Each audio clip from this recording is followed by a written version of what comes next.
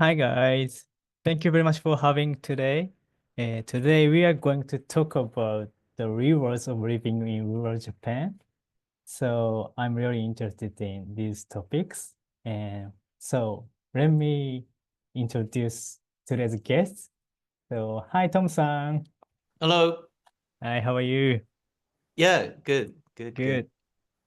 So and then next, Damon-san. How have you Yes, been? very well, thank you. Nice to join. Good. Thank you very much. Welcome back to Japan. Yes, last week. And finally, Jason-san. Hi, How are you? very good, thank you. Good. Thank you very much. So now I pass the baton, Tom-san, please. Okay. Okay, thank you. So yeah, thank you everyone who's joined this webinar. So this is our sixth Hirobiro webinar in English that we've held, and every year it's really astounding to just see so many people who are interested in life in the Japanese countryside and Akiya renovation and starting businesses and things. So just to give you a quick overview of the structure of today's webinar, we're just going to start off with like really quick presentations, first by me, and then by Jason, and then by Damon. And then after that, we're going to open it up into a discussion. And I think this time, so before we used to just pick up the questions from the Q&A, and you're welcome to write your questions in there as well. We actually received a whole lot of questions through the application process this time round. So we're going to start off with some of those questions. And if we're going to try and get through as much as we can, if we don't manage to get to your question, we'll be able to maybe answer it by email after the webinar. All right, so just a quick introduction into our two guests today. So Hiroshima is kind of blessed with this really kind of diverse landscape. So you've got kind of hillside mountains on the mainland, got coastline, and then you've got these islands in the Seto Inland Sea. So it's a really diverse place, and it's all very close together. And so Damon is actually working in Hiroshima City, and then he's got a place up in the mountains that's very close. And then Jason is on Osaki Kamijima Island, which is an island in the Seto Inland Sea just across the water from where I am. And also Jason actually featured in our third webinar. And that was when he just arrived. And so it's going to be really interesting to hear from Jason, see how he's done in these last 3 years. So, okay, so let's get on to the presentations.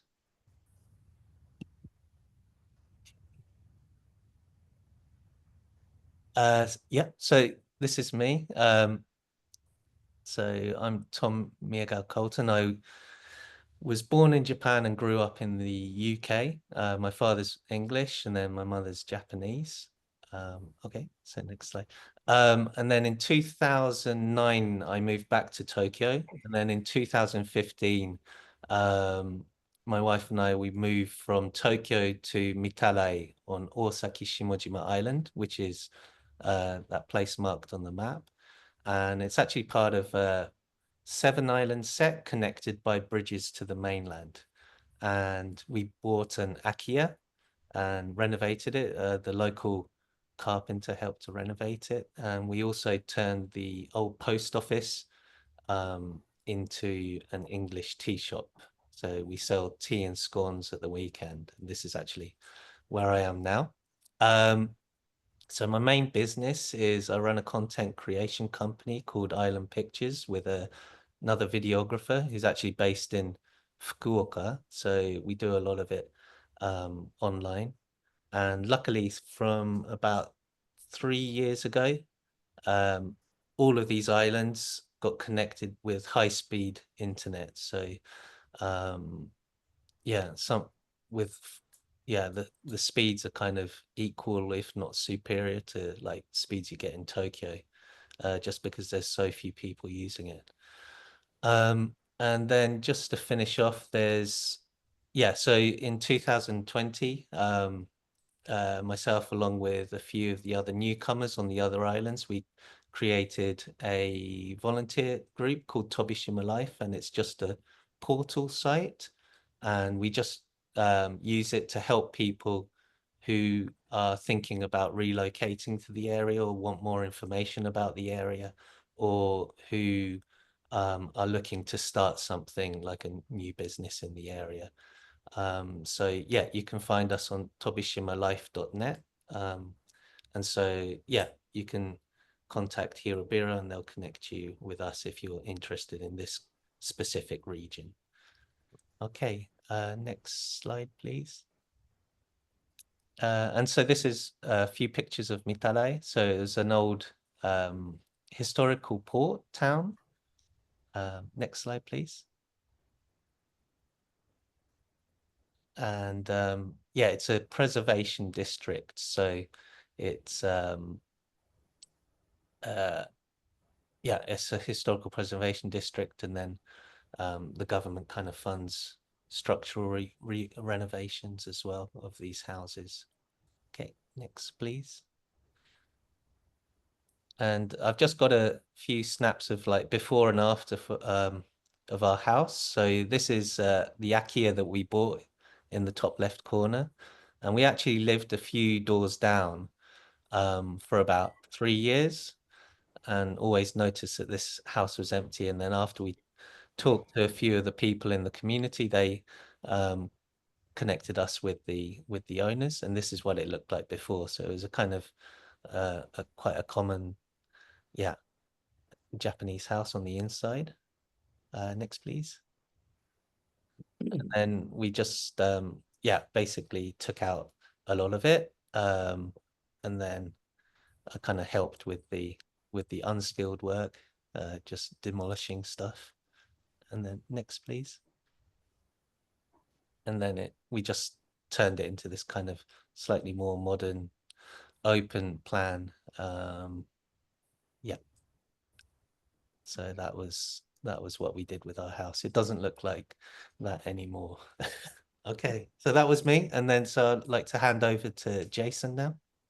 Wow. Okay. All right, we can go to the first slide. There we go. So all the visual cues I'll share today, they've been pulled from my Instagram. So you can follow Pekomori Farm for more detail and join us on our journey. What we've done so far maybe sounds daunting to some, but at first you just got to start moving, and things typically fall into place, you know, with good intention. For a bit of background, I've always been good with numbers, and a student of economics, so that helped me develop, you know, some level of financial literacy. And once I had kids, I sort of moved back to the fundamentals of economics, and that meant, you know, thinking more about scarcity and choice. So as I was approaching 40, the career ambitions I once had they disappeared. I realized I wanted to focus on my family, and my kids will always be my kids, but one day they'll become adults. My wife, you know, the person I chose to marry, is my best friend. So why would I not want to make that, you know, the best it could possibly be? So by moving to a remote island, we essentially bought time. Slide 2. There we go. All right. So there we go. No, sorry. Previous slide. I wasn't watching. Okay. So, yeah, in June 2021, we checked into an empty Changi airport, one of the largest airports in the world. And it was a ghost town because we were still in the middle of COVID. We did not have any plans, but we crunched the numbers and guessed that, you know, with some savings in our back pocket, we could survive for, let's say, 2 to 3 years. Spend that time looking for land, perhaps build a house, grow some food, and then during that time, we would figure out what our next move would be. And if we had to work part-time to keep the lights on. Yeah, cool. Next slide. So a bit about our island. Once our 10-day quarantine was over, we started exploring the islands within the Hiroshima prefecture. And that's partially because my wife's parents, they've retired in Hiroshima. And so we wanted to remain somewhat close to them. We decided on Osaki Kamijima because at the end of the day, it was the people. Everyone was just so nice to us. And another big factor was there are schools at all levels. So my son was still in kindergarten at the time, and they have elementary schools, junior high schools, and further education. So that was a big thing for us.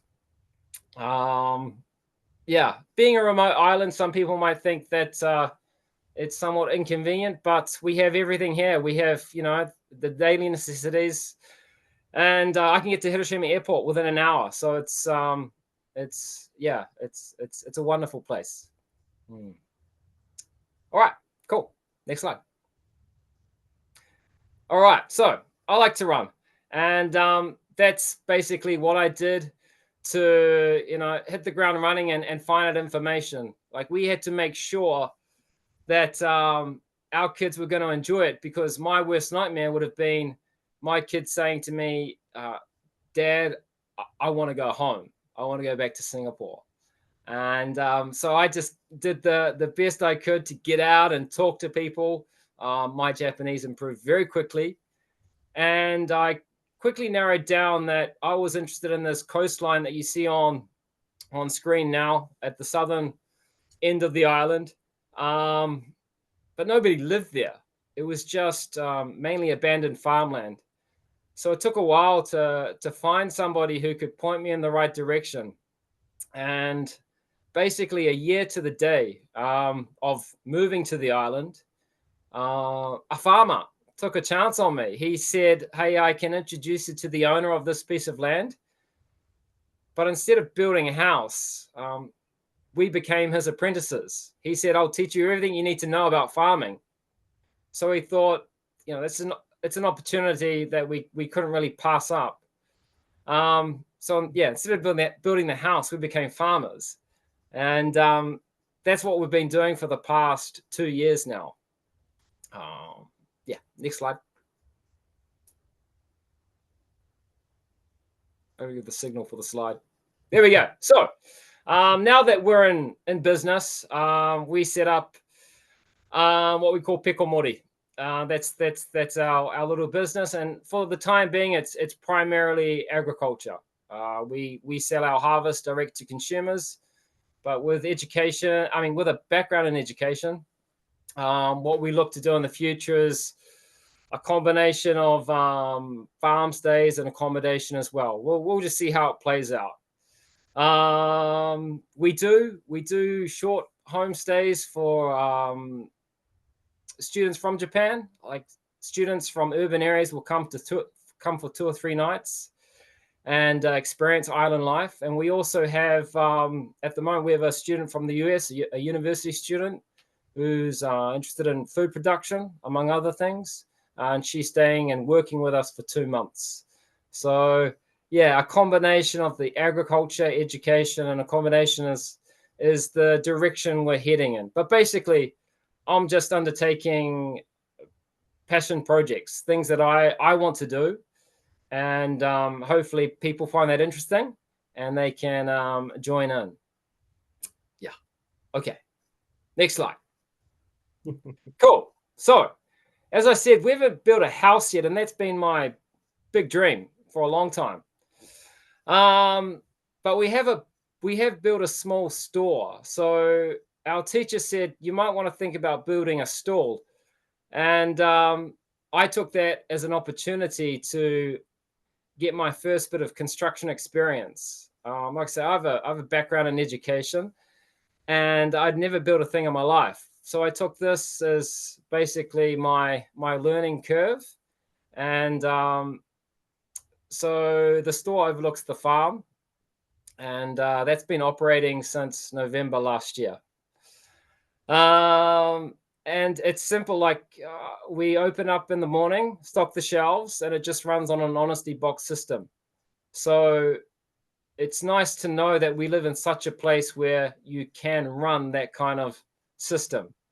Yeah, everyone's just really nice. All right, next slide. Cool. So, yeah, so I've always wanted to build from scratch, and I quickly figured out when we arrived, I wasn't really interested in the typical Akia. Like I thought if I was going to buy an existing building, I would look for some sort of warehouse or old factory and renovate that. I'm more interested in big spaces, simple lines, maybe something sort of like New York loft style. But that was hard to find, and eventually we met some people that were looking to just finally cut their historic ties with the island. They'd moved to the city, and they were super nice people. The people living next door, super nice people. So again, that was just another opportunity we could not say no to.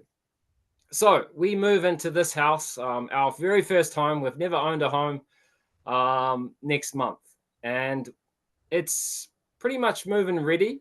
So we will do minor renovations as while we're living there.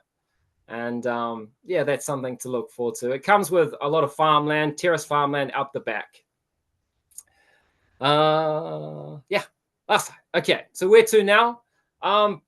Basically, yeah, it's just me working on and my wife working on things that we want to do. We want to work on the farm. We have a combination of young and mature orchards by the sea. This photo is taken from our farm, and I want to continue building. The next fresh build from scratch is a workspace that I'll build behind the store, somewhere we can take our fruit for processing, look at juice and jamming, and a place to meet and greet friends. And other than that, just it's yeah, just hanging out with friends. Like my life goal is, well, while we lived in Singapore, we traveled a lot, but we were never tourists. It was always to visit friends or family.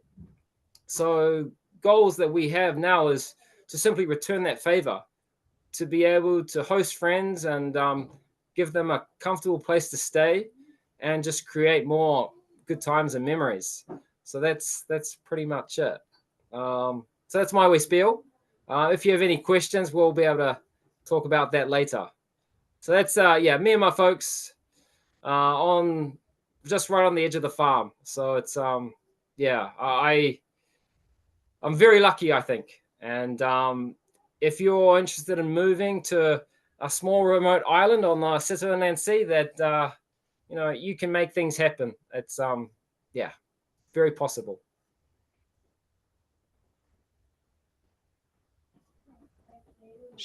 Shall I jump in without a? Oh yeah, brilliant. Tom, Thanks, I'm Jason. okay? Yeah. So yeah, Damon, do you want to go? Sure. Thank you very much for inviting me. This is my first time to join the webinar, unlike both Tom and Jason.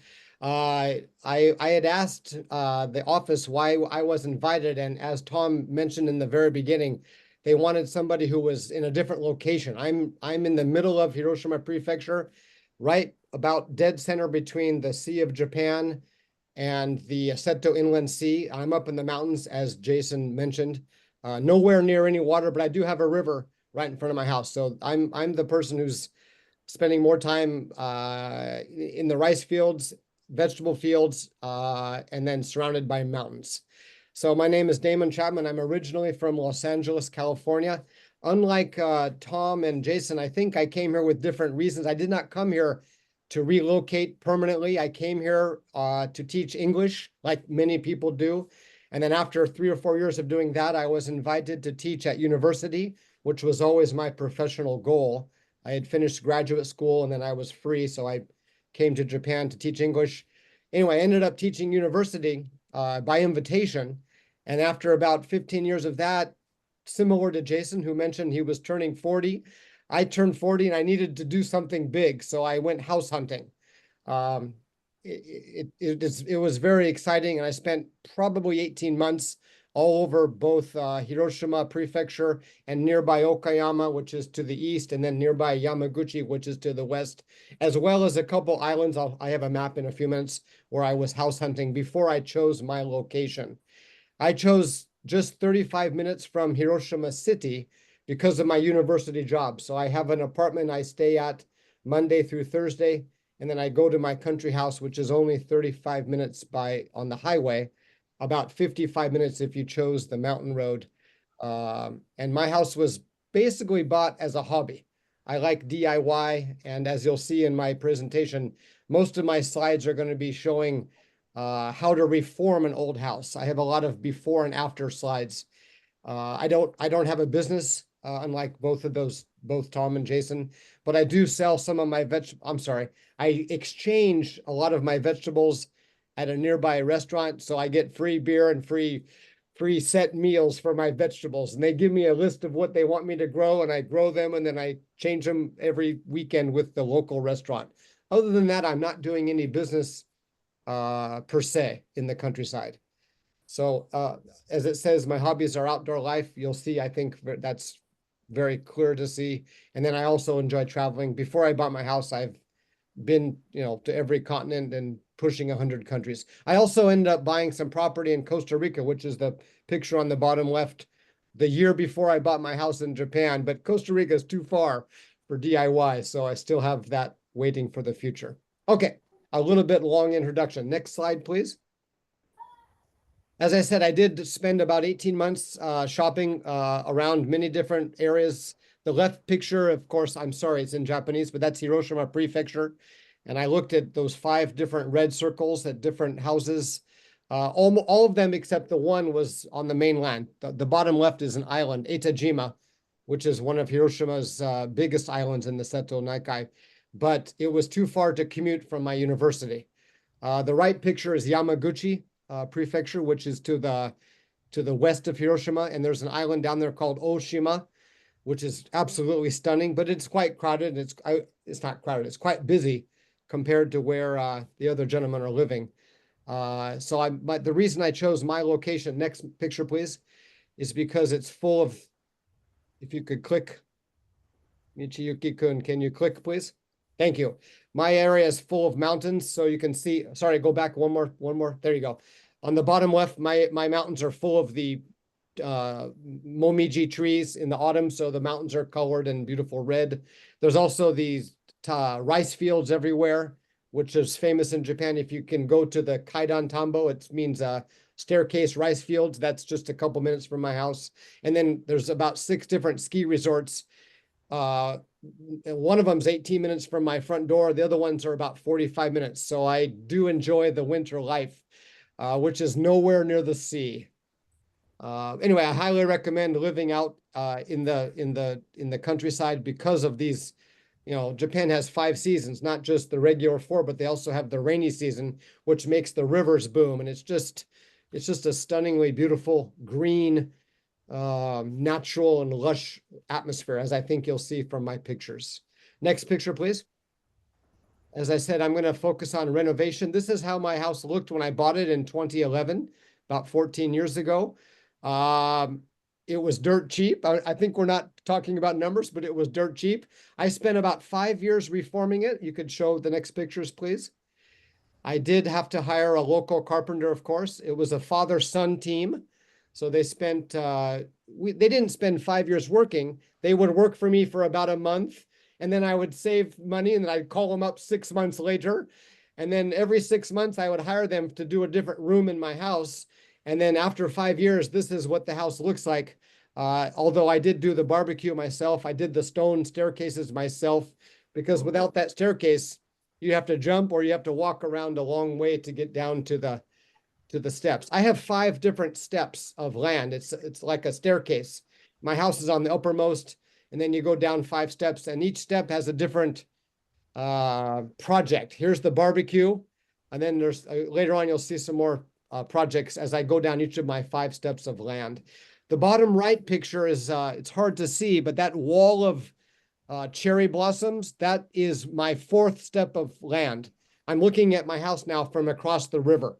So in April, which is coming very soon, that's a beautiful wall of cherry blossoms, and it's what separates my house from the mountains across the river. So it's really stunning. I got lucky that the people who had that, they actually just gave me the property. I bought the house, I bought the land with 3 different steps. And then the 2 steps below, the people said, oh, my parents have passed away. We don't need this anymore. And the land was actually gifted to me for absolutely 0 money. I was very lucky. Next slide, please. I'm taking too much time. Okay, this is how the house looked when I bought the first floor. And then the next picture. Oh, You can click, yeah, there's that last picture that looks horrible is where the staircase is right there. Again, this was a 5-year project, and each room was done basically 1 room per year. So let's take a look at some of those rooms. Next picture, please. Here's the front door. The reason the arrows are there is because I wanted to keep this as original as possible, where I couldn't use the wood that they had because of termites or because it was rotten. I actually found a shop about an hour from Hiroshima where they sell wood from destroyed houses, and you can buy all this 100-year-old wood, for $50 or $100 per piece. And I tried to use as much old wood as I could, as opposed to making it too modern. So anyway, all the wood is actually, none of it's new, quite frankly. Next picture, please. Dun, dun, dun. There's what was a tatami room. Half of that I took out. I kept half of it tatami, and I put half with wood flooring, with some pine flooring. Next picture, please. There you go. So where the sofa is, that used to be a tatami. For those of you who don't know, tatami is the straw mats that people sleep on and sit on. I took about half of those out, and I dropped the flooring, and I wanted it to be, I guess, half modern or Western, and then half traditionally Japanese tatami. That's the living room with tatami room. Next slide, please. The kitchen, as you'll see from the next picture, was absolutely horrible. I mean, it was disgusting and stinky. Next picture, please. I did find some of the old wood burning pits. They're called irori in Japanese. Those in the bottom left picture, people used to burn a little small fire in their house, and they used to heat water for tea. And I found 4 of those under my flooring. Unfortunately, they were in very bad condition. I couldn't keep it. But the right picture is how the kitchen looked when I bought it. It was absolutely disgusting. So I gutted it, and then here's how it looks now. Next picture, please. There's part of it. One more picture, please, for how the kitchen looked or looks. One more picture, please. That's what I came up with. All of the beams in the roof, those were all covered by horrible plasterboard, and I took out the ceiling, and I found all of those beams. They were all charcoal black because of the fires that the people used to burn inside their house during the winter months, of course. So they were all naturally black from charcoal and smoke inside the house, which is good for preventing bugs, by the way. That's the kitchen. Next, please. Dining room is right next to the kitchen. That's after I gutted it. And then I wanted to do something unique. So I found a coffee shop in Tomonoura, which is near Fukuyama, that had these walls made from the old roof tiles. That's the black roof tiles. I bought those antique tiles, cut them myself, and then my plaster man and I spent about 8 hours putting that wall together. It's not mud, but it looks like mud, so it looks like it's an original farmhouse. But the wall is, of course, brand new, and it's been heavily insulated, yeah. And I wanted to do something round, because Japanese has a lot of round in their architectural styles. The bathroom was a wood burning bath. You can see it right there. If you've ever seen pictures, it's literally a bath where you squat inside. There's not much room. It's made from metal, so it was very, very, very, very rusted. And originally you have to burn a fire every single time you want to take a bath. I took it out because it was no longer usable. I doubled the size of the room. Me and my plaster man we did everything ourselves. And after the room was constructed, I found a jacuzzi on an online auction. And one more picture is how the room now looks. wow. I got the design from an old magazine where I tried to make it, using white granite, which is popular in Japan, and then doing the wood on top. So I got my ideas from old magazines on how to reform Japanese old houses.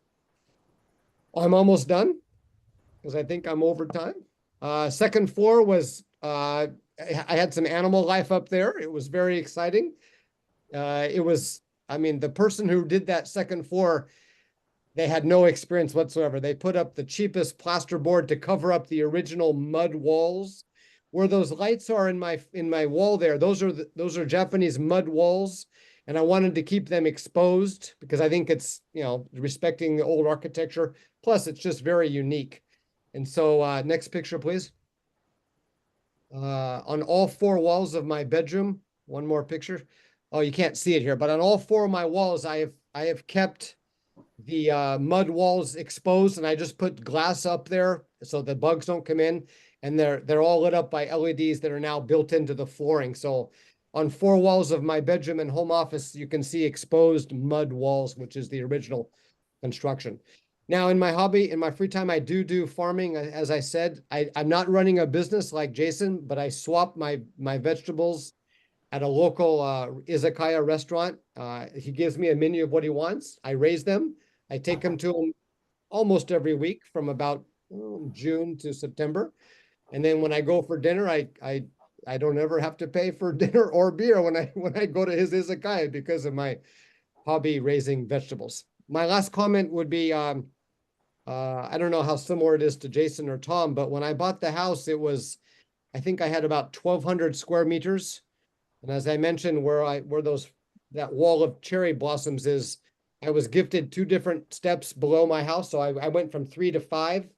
And then just 9 months ago, sadly, 2 years ago, the neighbor passed away. He was late 90s. I know his family very well.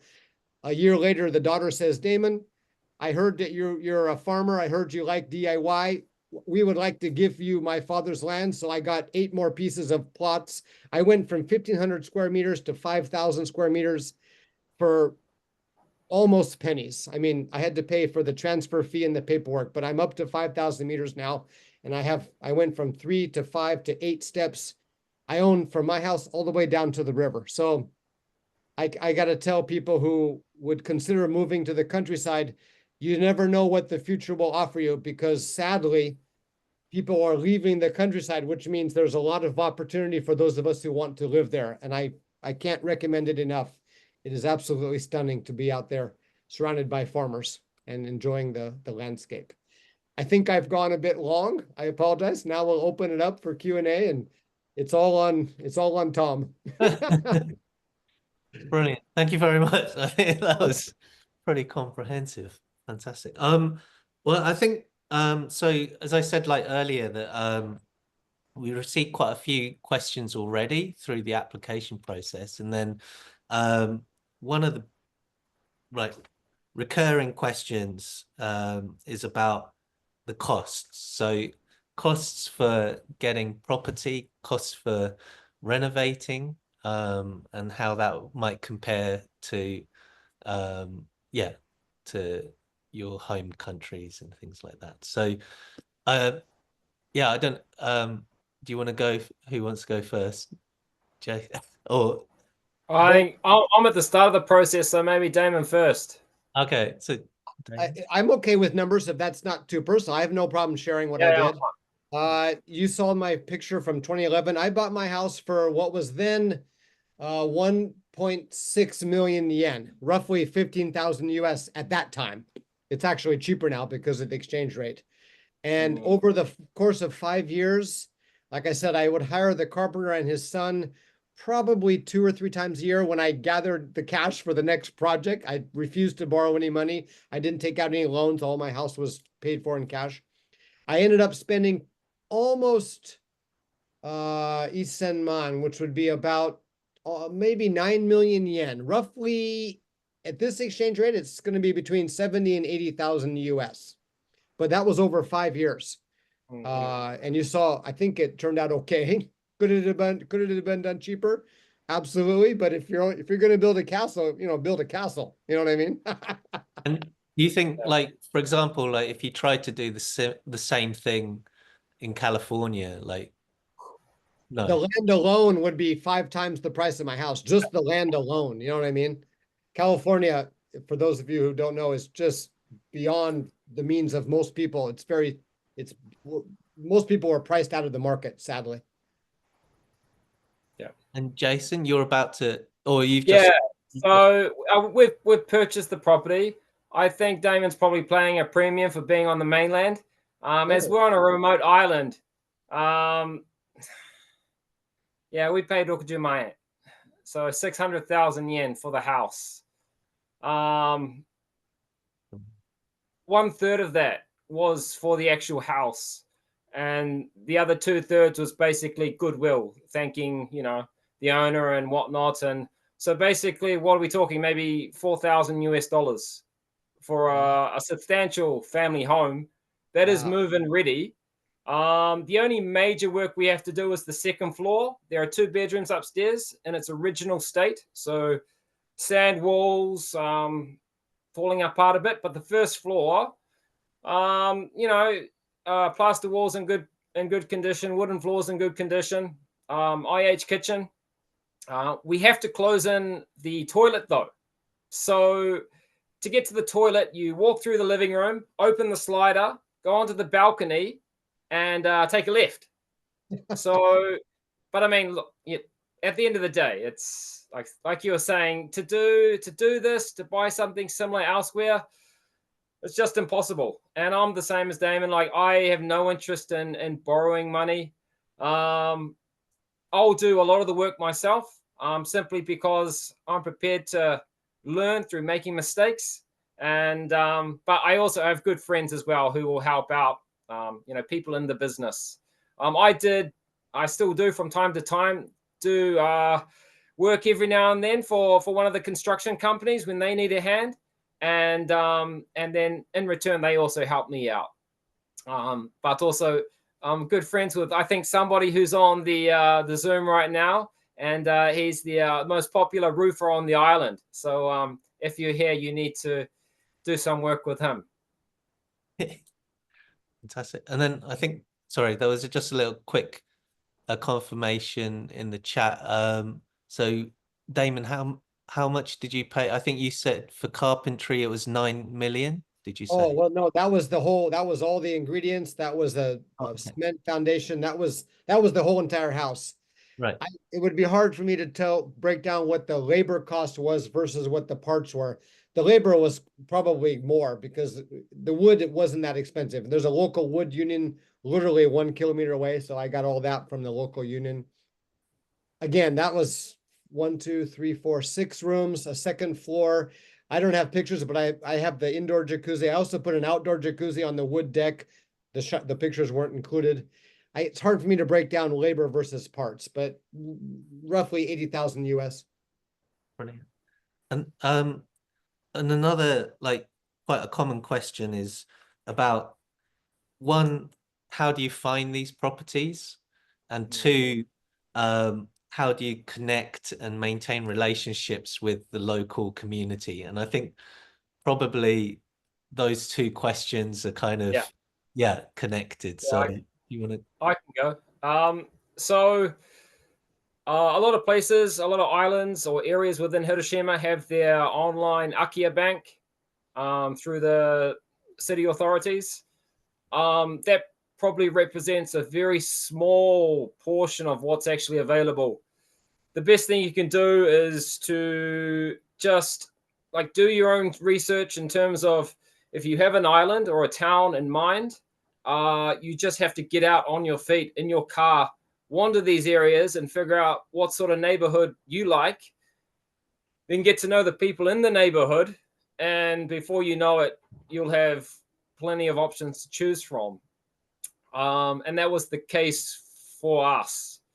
That's how I found my farm, and that's how we found our place. You just get out, and because I live on a small island, and like I say, if you come with good intentions, the people open up and they're very happy to help you. building my little shop. It's on the main road that overlooks the farm, and people would always give me a hard time about how long it's taking to build. But I kept reminding them I don't need to open until citrus season starts. And also, you keep coming around for a coffee and a conversation, so I'm not getting any work done. But it's, everyone's just so nice, and that's what we love about the place. That's it. And Damon, how about you? As I showed, I started reforming in 2011, but I looked about 18 months before that, which would put me late 2009. At that time, the internet was nothing like it is now. So I did find a realtor, actually a friend of mine, an ex-girlfriend said, by the way, if you're looking to buy a house, here's a good place to start. It was a very local realtor guy, just maybe in the city, but who specialized in rundown places that were abandoned. Akia, for those who don't know that. So I actually started with a realtor who said, here's a list of places within your budget, which was at that time 1 to 2 million, 10 to 20,000. And I went, like I said on my map, I went around 3 different prefectures in about 9 different places based on a list from him. After I checked out those, I also went on and did my own online research, only using the realtors who specialized in the rundown houses. But I think Jason's idea is more appropriate now because, of course, the internet has all the answers you need. But also, I would recommend going to the local government office wherever you choose to have an interest. It's called a yakuba or city hall, basically a local regional office. They can give you often a list or a web page for houses in their specific communities that wasn't available when I did my hunting 15 years ago. So start local would be my first piece of advice. And once you found your house, how long did it take you to kind of meet your local? Because it sounds like you really, expanded your land because of your connections with the local community. There's a noodle shop. There's only one restaurant in my town. When I say I was bartering my vegetables, I have to drive about 4 kilometers away. I'm not complaining, but there's a noodle shop literally 100 meters down the street. Before I bought the house, I said, let's go meet the woman there. Tell me why the house is abandoned, who used to live there, and she filled me all in. Used to be an old maid who had 13 cats. It was a comical story, but the woman ended up abandoning the house in the middle of the night because for whatever reason. Anyway, I met the woman. She said, here's the other people you should meet. Here's the local wood union. Here's a carpenter's list I would choose from, blah, blah, blah. And even before I bought my house, I had picked my carpenter, met the local restaurateur, the only one we have, and I'd gone to the woodworking union for advice on is this a wise idea? Is the house stable? I had it inspected for a small fee to make sure it wasn't going to go down in an earthquake or something like that.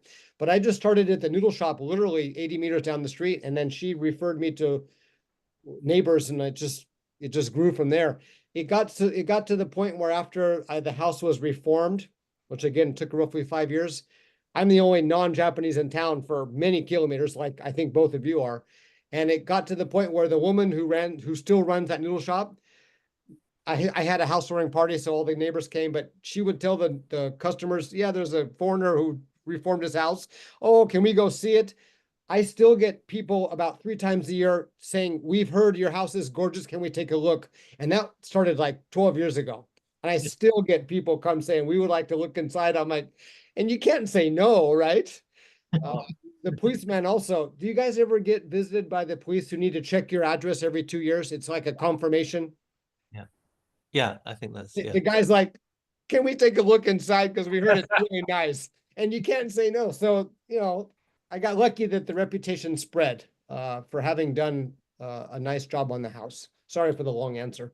No. Well, I think, you touched on some really important points because I think basically wherever you are even in like the most rural areas, there's usually like the local carpenter, the local electrician, the local plumber, and like everyone's kind of there ready to kind of renovate your house. Sure. So you don't need to think about bringing, people in from the city or anything like that. Absolutely, yeah. And then you've got these kind of in the community, these real kind of key people. And I think once you connect with those people, it's kind of like exponential. It's that. Exactly. Fantastic. So, and yeah, thank you for for everyone putting their questions in the Q&A in the chat. I'm just going to go through a couple more from the list, and then we'll start tackling those. Another big question was about starting a business and about working. So you both have very different kind of lifestyles. And so maybe Jason first, do you want to just talk about what sure. kind of start up your business? Yeah, so that was part of our motivation moving. As I mentioned, we had no idea what we were going to do, but we knew we were planning to leave the rat race. And because we got into farming, we simply approached the local chamber of commerce. And I think wherever you are in Japan, the same would apply. So I pay an annual membership, and they are with me every step of the way. So in terms of doing the paperwork, the end of year taxes, they got my back. So for about 7,000 yen a year, I have a hassle-free management for my business. It was very simple. And also, so that's like the Shokokai, is it? That's right. Okay. Yeah, and also there's quite a few questions about grants and things, and usually the Shokokai will have all of that information as well about potential you can apply for, and Yeah, I've always been in sort of two minds about grants and subsidies. Like I'm happy to apply for something that already exists, but I do worry about businesses that end up depending on annual grants or whatnot. I think, at the end of the day, if you're here to run a business, then you need to be able to stand on your own 2 feet. But yeah, that's just me.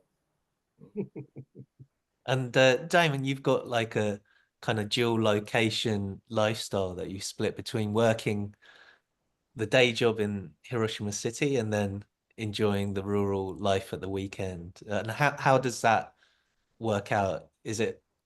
If I could, I would give up the university job and live in the countryside full time. And then I would start doing more farming as a business, but that's not going to happen until retirement, which is still quite a ways away. So I don't have much experience that would help in terms of being a business, doing any sort of business in Japan, since I'm a full-time university professor. But I do have a comment that might help in terms of grants. It's not a business grant, but anybody who comes and does what we've all done in terms of reforming an old place, be sure to ask at your local office if there are any grants. In my case, I did not know this, but the neighbor, my now invaluable neighbor, said, "Hey, by the way, you're in the middle of construction. Have you heard there's a program, if you spend up to 1,000,000 yen, which is roughly 10,000, or it was at that time, they will comp you 50% of that. You can get 500,000 yen for free." I said, "Well, what do you mean?" They said, "You have to do one project, like a kitchen or a bathroom." And I was in the middle of doing my bathroom where I put that jacuzzi in, and that I showed some pictures. All I had to do was collect my receipts because I spent more than 500,000 yen. And they said, "Okay, as long as you spent between 500 and 1,000,000, we will comp you." And they gave me 500,000 in cash to help promote other people reforming their houses because they want to keep the villages alive. So anybody who, if you ever come and do what we did, please ask, because it's very likely that the town may have some sort of financial support for your house. Number two is, in a nutshell, they also were promoting eco-friendly reforms. And I said, "Well, what does that mean?" They said, "Well, are you going to put a heater in there?" I said, "Yeah, of course, it's freezing out here." They said, "Well, if you put a wood burning stove in or a pellet stove, which means no electricity other than the power for running the fan on the pellet stove, they'll pay for 50% of those, of either the wood burning stove or the pellet." I ended up getting 2 pellet stoves, one in my bedroom and then one downstairs, and both of them I got 50% cash back from the office. So I've received 3 different times free financial support. So if anybody, make sure you stay informed. It's very, very possible that you'll get some support. Yeah, we have similar support here. If you spend, basically, you'll be reimbursed up to 1,000,000 yen. If you work with a local if you work with local construction companies to repair the home that you've purchased, you'll be reimbursed 50%. Same thing, but it has to be for essential repairs. Nice. Yeah, brilliant. And I think, yeah, so for that kind of information as well, you can, well, Hirobiro, like Hiroshima Prefecture, will have that. Also, like the town halls and also the shokokai. Fantastic. Okay. Now there were quite a few questions about visas. So today, because it's really tricky it's a real case-by-case basis with visas, and we don't really have that knowledge. At the end of this webinar, there's going to be a link to something called Live in Hiroshima, which is a site created by Hiroshima Prefecture, but it's aimed at foreign residents living in Hiroshima, and it's got all sorts of information there, and they're the people to contact about visas in particular. Brilliant. Okay. So the other one is, so the steps to logo. Oh, sorry. Before I carry on. So Damon, like this lifestyle that you've got going at the moment, is that easy to do? Like the kind of weekends in your area and then working in the city and living in the city, or does it get tiring, or because? Like I said, it's only 35 minutes on the highway. I'm willing to pay the toll. I don't mind because it's not a financial burden in any way. So to me, 35 minutes is not a problem. It's less than what most people drive to work where I come from in Los Angeles. So I absolutely can't complain. And as a university teacher, as a full-timer, I'm lucky because unless there's classes or a meeting, I can come and go as I please. So and sometimes I'll have online classes and I'll do them from my home office up in the home office at the country house. My answer in a nutshell is it's a piece of cake. If you don't mind 35 minutes one way, which I don't think is a burden at all, it's a very nice escape. Not that Hiroshima needs to be escaped from, but I mean, it's just so convenient and so rewarding to have that option 35 minutes away every weekend. It's like like they say in Japanese, the besso means a second home, and it's just very peaceful. Okay. So the other kind of big question that was coming up a lot is kind of pros and cons of life in a rural area. Yeah. So Jason, Jason, you came on this show on this webinar. Yeah. So literally just after you arrived. Yeah. So in 2021, I watched this Zoom session from my living room in Singapore. In 2022, we'd just moved, and it was sort of related to I remember one of the main things were what are we doing, sort of eco-friendly stuff, and all I could say was composting, because I didn't have a farm. I had nothing. We'd found a place to rent, because at the time it was still sort of heavy COVID scenario. So we were lucky to find this rental place that we're about to move out of. But it's truly been amazing. Like my family, my kids, my wife, we loved living and working in Singapore. Prior to that, my wife and my wife went to school in New Zealand. That's where we met. She went to school and university there. So, we've lived in, we've lived in cool countries, and coming here, it's just so refreshing. As I mentioned to Damon and Tom before, because the island's so small, like you have to be nice. You have to be nice to everyone, because you're going to see each other almost every day. And another thing I really appreciate is the lack of negative noise. So when I come here and I tell people, oh yeah, I really want to build a house. I want to grow some food. When I wake up in the morning and drink my coffee, I want to see the ocean. And people elsewhere are going to say, oh, well, you're dreaming. Well, I am dreaming, but people here are very supportive. It's like, oh yeah, okay, cool. You can do that. If you need a hand, I'll introduce you to so-and-so. So I really like that lack of negative noise. For a small island that in many ways perhaps lacks some sort of resources, I feel like anything's possible because nobody's telling me I can't do it. Have you had any kind of challenges? Are there any? I can't pick out any cons in that. Yeah, no. Yeah, one of the cool things that we do when the weather warms up, let's say maybe 2 weekends a month, we'll have a potluck on the beach. Friends come, they bring a dish, we do a makeshift table on the sand, play music, watch the sunset, have a few drinks and eats, and the kids are in the summer swimming or running around on the sand. And yeah, that's bliss. I love it. Private beach, you said, right? Yeah. It's just unbelievable. The things, I will never take for granted. And just having, I think a lot. I like to be creative, but to be creative, it takes time for me. So just having that space, that time to think and plan out what I'd like to do. I'm just very grateful.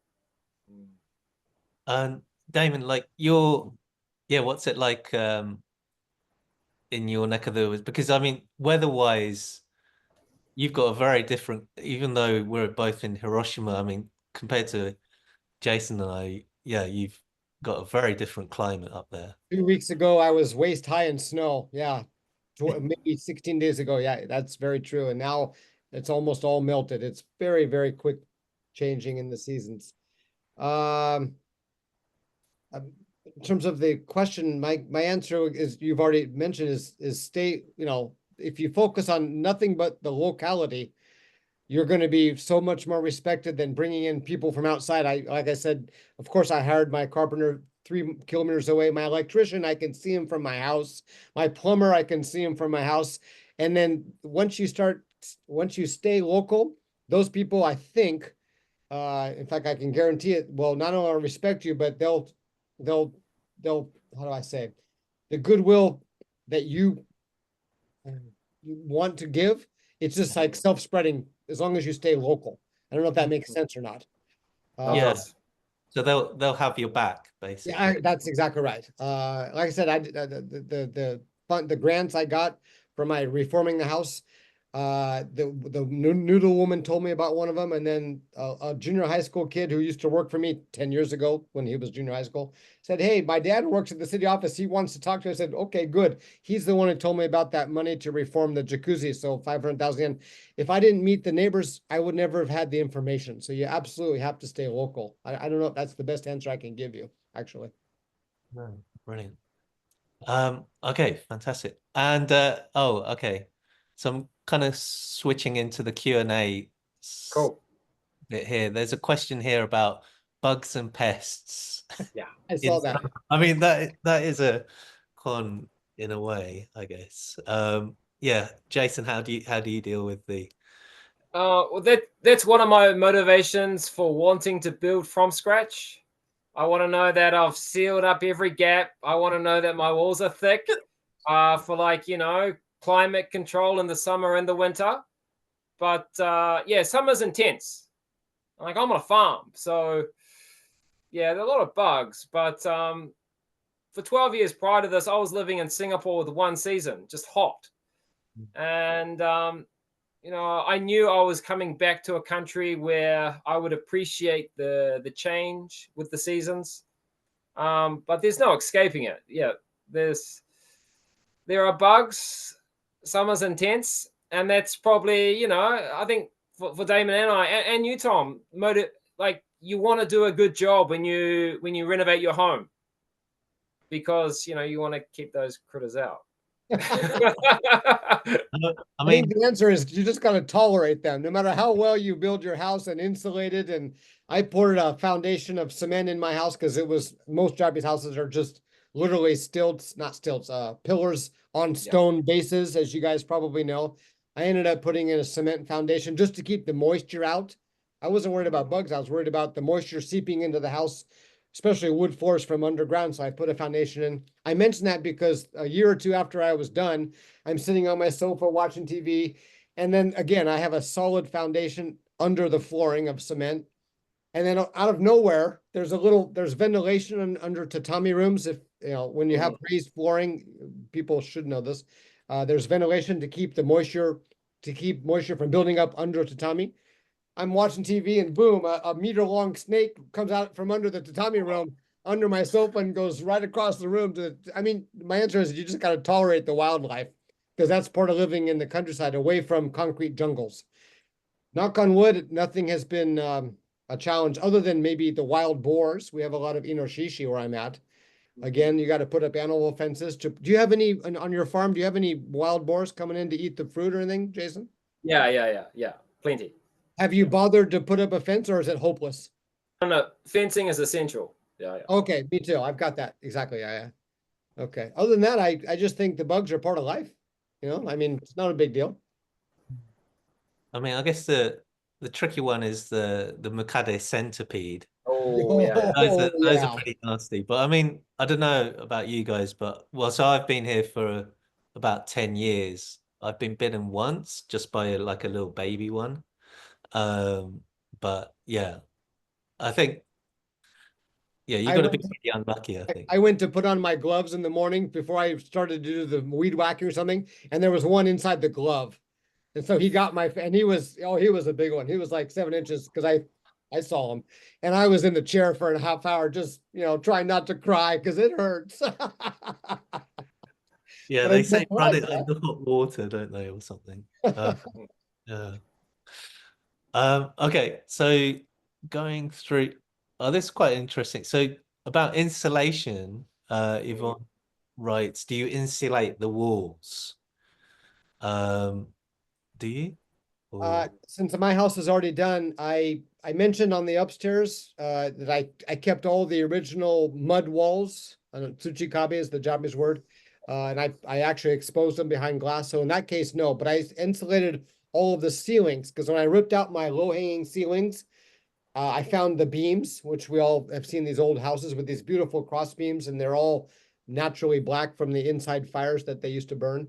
I did insulate thickly with double insulation, all of the ceilings, because I'm in a snow-covered area. So maybe, I mean, I know where you guys are cold too, but I think I can beat you in terms of the how many meters we have of snow. So I only insulated the ceilings.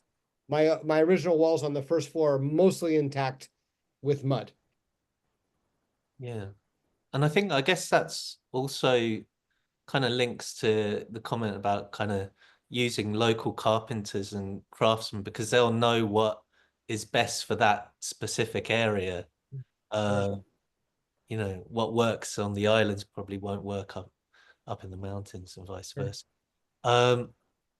Okay, so yeah, there's quite a few questions about insulation and farming. So okay, so like regulations surrounding farming. So what qualifies as farming in Japan, and can you sell your produce without a license, I guess is what that says. Yeah. Sure. So when our teacher took us on, we joined an official island program where the farmer and the student would receive a small stipend for 1 year, and we were obliged to work at least 10 days per month for the farmer, but we ended up doing a lot more because we were just keen to learn, and people were very positive in our area. And like I say, we ended up getting more land because they knew who we were working for, and they had trust in this farmer. So he was essentially our guarantor, letting the community know that, you know, Jason and Mickey, they're all right. So I can sell to anyone I like now. I can sell to JA, but because more than half my farm is still in its growth stage. I planted, but with the existing produce we have, we sell direct to customers all over Japan, and as well as the store above the farm. So for the quantity that I have for sale now, I'm fine. I don't need to sell to a sort of like a middleman, so to speak. In the future, I don't know, but I hope to continue to sell directly. But I have no issues with licenses. I've done my training. I've been accepted, and I have the support of the local authority. Like the Setouchi area is famous for citrus, so a lot of the fruit just sells itself. If you can be a little savvy with online marketing, then you'll be fine. I think that's the advantage that young farmers have now. So farmers in the past would traditionally just sell everything to JA, Japan Agriculture. But these days it's, you're required to do this, use this medicine, this chemical, whatnot. So your margins are getting smaller and smaller.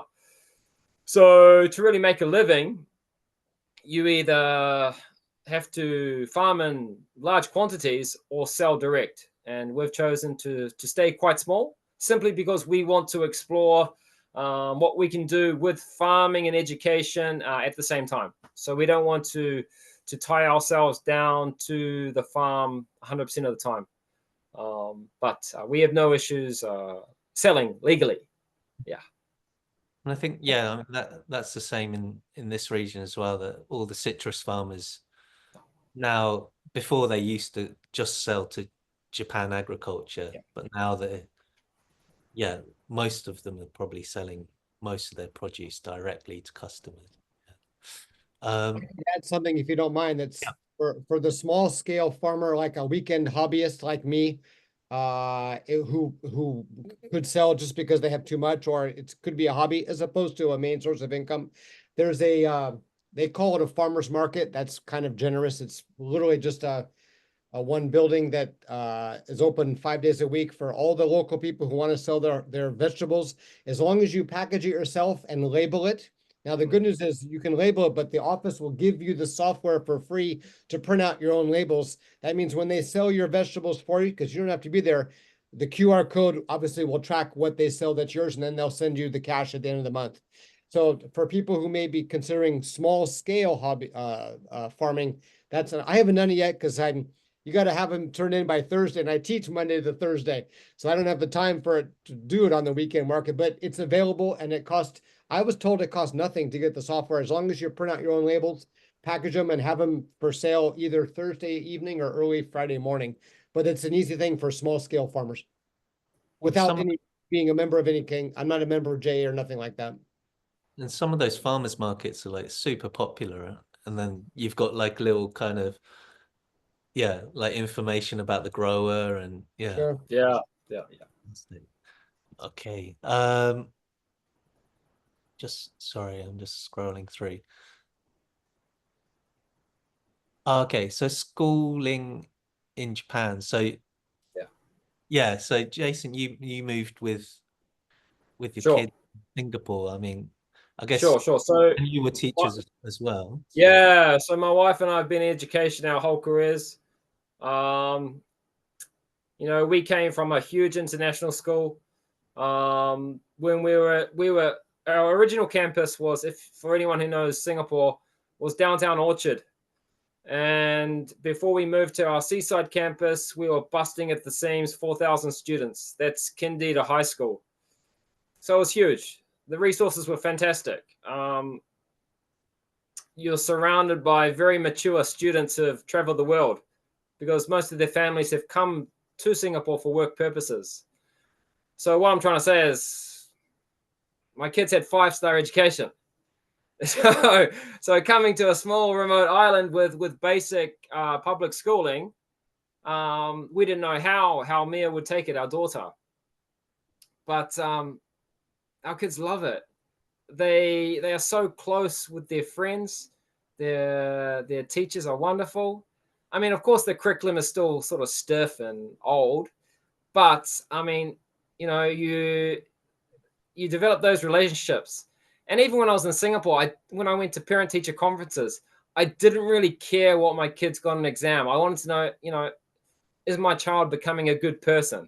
And I think by sending my kids to a public school here, they are learning how to become good people. And because now when my kids come home from school, my wife and I are also home. We get to greet them, which was something new for us when we moved to the island. That was a moment, like sitting down at the coffee table after school, having snacks, after school snacks with our kids. Like we never did that before. But you know, they're having so much fun. And now that we're home, like the education continues. Like my kids have so many interests. So I'm here. My wife's more hands-on as a parent. But my daughter knows that, like, I'm there to support her. Like, I think one of the best things that I can do for her is let her know that I trust her. You're going to make good decisions. And if you need a hand or if you want my advice, then I'm here. But I'm just so grateful, like when they want to go out, play catch or do whatever, then you know, I can do that with them. But the transition from let's call it 5-star education to something very basic was so smooth. And that just comes back to, you know, one of the big reasons we live here. Everyone's just so nice. We make a point of getting along. Yeah. That's it. And so Dane, Can't add because I don't have kids. but how about your university? I mean, I guess your students, when they hear about your kind of your lifestyle splitting Hiroshima City with the countryside, what do they think about it? Like modern Japanese Well, kids. thank you for asking. I actually, because of the land I have now, it's over 5,000 meters. It's a lot of work to do myself, even with the cultivators and all the toys that I've collected. I actually, I hire my kids who need a part-time job to earn a couple bucks on the weekends. I just had one out there from Tuesday until this morning. Actually, we're rebuilding some rock walls, and I'm putting up a stronger fence for those wild boars. I mean, as Jason can attest. So they love it. I have parties at least once a semester for my seminars. Usually they're seniors. They're 22 years old. I don't bring the kids out if they're 18, and you know, I don't promote beer with the young kids, blah, blah, blah. But I have kids out there probably 2 weekends a month, particularly from March until July, because this is the beginning of planting season. So I know that, and then sometimes they'll say, hey, when is the next party? Because I want to have a barbecue, and I have at least twice a month, I have somebody out there for the weekend. Sometimes it's 6 people overnight, and it's a very, let's just call it an open house. I welcome anybody. Fantastic. And sorry, let me just. I have a comment while you're thinking if that Yeah. might help some of the listeners. One of the people asked, when you buy the house, it's called an Akiya. When you reform it, does it become a regular house? And I'm not sure if they're asking that because of the taxes. And I was Right. just going to mention to people, because we haven't mentioned it yet, I'm from California. Property taxes are horrific, but I don't mind saying what I pay in taxes every year on the property where the house is. As you guys both know, the taxation, if there's a structure, it's higher than if it's just farmland, obviously. I pay $11,000 a year, which is not even $100 for my property tax. And I don't know if that's important, but for the people who might think, well, what are the taxes? I mean, $85 a year for property tax. How can you beat that? You know what I mean? Yeah, it's after something like similar here. Yeah, and you know, Akiya simply means abandoned house. So once somebody's bought it and living in it, it's no longer an Akiya. Sure. yeah, But it's even not after like the reforms, the property taxes are so cheap. It's really another reason to just hop on board, is what I'm saying. Fantastic. Sorry, there was like a little follow-up question. Hang on, I need to know what happened with the snake. I saw that. I got a broom. I don't kill anything I don't have to kill. And if people don't know, I believe there's only one poisonous snake. It's the asp, or I know, Mamushi. Yeah. Mamushi, thank you. It wasn't that. I know what those are because I got pictures. I just skidded them out the front door with my broom. I'm not, because they eat the mice, right? Why would you want to kill a rodent eating animal? So I just scooted them out. No problem. I haven't seen one back. And then there's a question here about hospitals on the islands. And also like, yeah, so I guess like the nearest kind of, so these big facilities. So the supermarket, hospitals. Yeah. Yeah. So how you on our little island, and to give you some idea of how small this island is, the main road that loops the island is 30 kilometers. So we are quite small. And as I mentioned before, roughly 7,000 people. We probably have, I mean, there's a handful of clinics where you can go for most of your medical needs.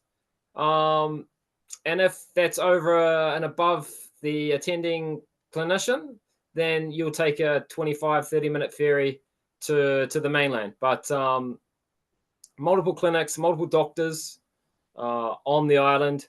And, they make a point of, they'll have different days off. So there's always one of the clinics open or on standby. That's it. And then, Damon, how about you? Like, I'll do most of my stuff in the city because I'm, like I said, 4 days a week there. But we do have a hospital. I'm guessing it's about 7 kilometers away from my little town. Mostly it caters to the elderly population, which is a growing population in Japan. When I moved out there, there was 7,000 people in my area. Cho, I guess, is the right word. Of course, there's 3 towns. Sadly, last I saw the sign where it says what the population is, it's gone from 7 to like 5,800 in only 10 years, which explains why there's an increase in Akiya, because people are not, they're abandoning their houses. But the hospital is only 8 kilometers away, even in the countryside. And they just reformed it a couple years ago and they added a new wing. So there's obviously a need. So I can't complain. There's a place nearby, countryside and the city, of course. and then just to add, so on my island, so we're part of the Tobishima Kaido, and then you've got the bridges going off across to the mainland. So the biggest hospital is about a 40-minute drive away. And then you've got clinics on all the little islands as well. So I guess in the grand scheme of things, it's pretty close for supermarkets and everything as well. I guess, yeah, one thing I guess we should mention is it's hard to live without a car, which or yeah. Is it possible to live without a car? In my case, I take a highway 35 minutes by car, but there are, I think 6 times a day, there's a highway bus that goes from downtown Hiroshima to the bus center, which is about, there's 2 bus centers. One of them's a highway where they drop you on the highway and then you just walk down the stairs. And one of them's near the interchange for cars. I could walk to the nearest bus station in about 12 minutes. So you could do it. But then again, how are you going to do your farming? How are you going to make trips to the home center? I mean, it would be inconvenient to not have a car in the countryside. In my case, I can't speak for you guys. How about you, Jason? Yeah, we have a bus system that loops the island continuously during regular hours. And last year we trialed an on-demand system. It's like a 100 yen Uber. And that's been brought in. It was successful, obviously. But yeah, for most people, if you haven't given in your license, if you haven't given it up because of, elderly age, then you're going to want a regular passenger vehicle and probably a little truck as well. K-truck, yeah. And then just a quick one at the end. So there's natural disasters, I guess. So yeah, have you had to contend with any of those? Like typhoons, earthquakes, snowstorms? We've all can say we're lucky that Hiroshima is not the worst place in Japan for earthquakes, as you know. It's either Kyushu or Kansai, and then it goes east from there. So knock on wood. When we do get the quake, though, given in my house, it's 90. Well, it's 115 years old now. I run downstairs just in case it's bigger than expected. But in my case, there's no forest fires because it's too lush. The landslides are the nearest one, I think, was about 6 or 7 kilometers away. That's near enough, but nothing near my house. And then earthquakes, as you guys know, are not big in this part of the Japan. So I personally can't speak to anything yet, and I hope I don't. But how about you guys? Yeah, Tom and I live on, right on the Seto Inland Sea, where the waters are very calm. Like you can't surf. You can stand up paddleboard, but you can't surf. There are just no waves. So it's no tsunamis coming, fingers crossed, but relatively calm. Like as Damon mentioned, compared to other parts of Japan, we are in a pretty good area. Yeah, so I think we're pretty protected from tsunamis, but yeah, I guess like around here, maybe typhoons are the Yeah, heavy rain would be about the worst. Yeah. I agree, yeah. If it kind of like hits at the same time as the high tide or something, can be tricky. But there's plenty of like barriers and there's quite a lot of safety implements there. So I think we're kind of coming to the end. So just to kind of like finish off, what like maybe just like two pieces of advice, or what would you advise someone to do who's like considering that move to either Hiroshima or the countryside? Don't hesitate, in a Okay. nutshell. Absolutely. And take your time. Like I said, in my case, it was a 5-year reform, mostly because I didn't want to borrow any money and I don't like debt. But that means you, in your free time, all I ever did was either go online or buy used magazines about old houses and get ideas from unlimited sources. And doing it slow was the pleasurable part of it. I didn't have to build a house to live in because I had the Yeah. apartment. And I also did stay in the house during construction once I finished the upstairs room. But absolutely, given the fact that there are sadly so many open houses that without somebody's care, they're just going to rot away anyway. I mean, anybody who even remotely considers coming to Japan just a couple times a year, you can have a house waiting for you when you get here. I would not hesitate at all, personally. Jason? Yeah, for us, especially with the year today, if you're coming from overseas, that simply means you have more time up your sleeve. For us, we knew that if it didn't work out, we would simply, teach internationally again. So again, that was our backup option. But yeah, we were simply chasing our freedom. I wanted to be a father, to be a husband, and yeah, because the cost of living is so low, you can like the good old days, maybe mum or dad would go to work and one of the others would stay home. But so it's that sort of old-fashioned neighborhood that we're in. Like there are those sort of good values, and yeah, you come with good intentions. You let people know what you're looking for. For me, I found Hirobiro online while I was living in Singapore. I told them I was interested in living in the Seto Inland Sea area, and they put me in touch with advisors on almost every island. So that's how I met Tom. And that's how I met the advisor or the representative for this island. Before we met in person, we had a one-on-one Zoom session. So that initial Seto Naikai reconnaissance tour was simply my family meeting these migration advisors that we had already contacted while we were living in Singapore. So, if Hiroshima is the place for you, then Hirobiro can be of great service. There's also 3 faces right here that we'll be happy to help. Yeah. But yeah, it's possible, and yeah, as Damon said, just take the chance. If it doesn't work out, for most people, we'll have something to go back to.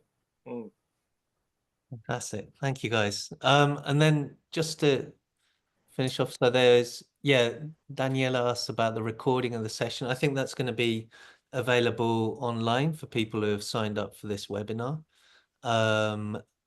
Yeah, so fantastic. And I think there are a few announcements at the end. Yeah. Right. Okay. So thank you everyone who signed up and joined this webinar. I mean, it's been great. Thank you, Damon, Jason, for the great talk. And I think a lot of people found it, looking at the comments, found it very, very helpful indeed. So just to finish off, there's a consultation meeting that's been arranged. So actually with me on those dates. And if you want kind of further information about anything about what we discussed today, we can discuss kind of like case by case scenarios during those sessions. So you, if you're interested in that, then you can contact Hiro Biro. And then the next slide, sorry. Okay, and so these are the two places that have tons of information for people who are interested in moving to Hiroshima. So Live in Hiroshima has lots of information, mainly aimed at foreign residents who already live in Hiroshima or who are thinking of living in Hiroshima. You can get the link through the QR code there. And then Hirobiro, who set this whole webinar up, they're a branch of Hiroshima Prefecture, and they're very good at connecting people with places that they want to live in. So yeah, first port of call, definitely Hirobiro, and they'll look after you very well. I tried to get through as many of the questions you sent as we could. We didn't get through a bunch of them, but they've all been recorded by Hirobiro, and I think Damon, Jason, and I will be receiving emails to try and answer some of those questions later on. So yeah, so thank you very much, and hopefully we'll have another one soon, and yeah, have another chat then. Okay, thank you very much. Thanks, Bye. guys. Thank you. Bye.